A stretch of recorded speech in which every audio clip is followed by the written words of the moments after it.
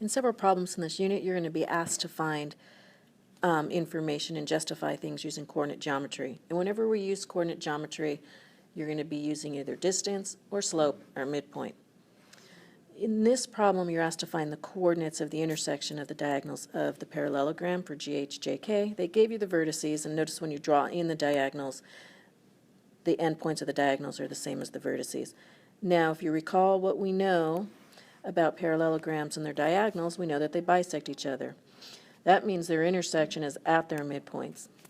Since I know the endpoints, I can use those to find the midpoint of the diagonals. And I only need to find one diagonal, because if I find one diagonal midpoint, then the other diagonal's midpoint is going to be the same one.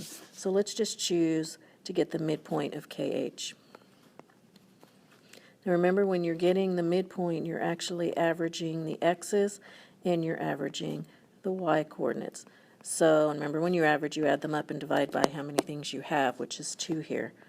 So we're going to take the x coordinates, which are -1 and +1, so -1 plus 1 divided by 2. And the y's are -2 and +1, so -2 plus 1 divided by 2. And that happens to be 0 divided by 2, which is just 0, and 1 divided by 2, which is 1/2. So not only is that my midpoint, it's also the intersection of the diagonals. You'll see more problems asking you to use some coordinate geometry in the future. This is just one example of how you can do that. That's it for now.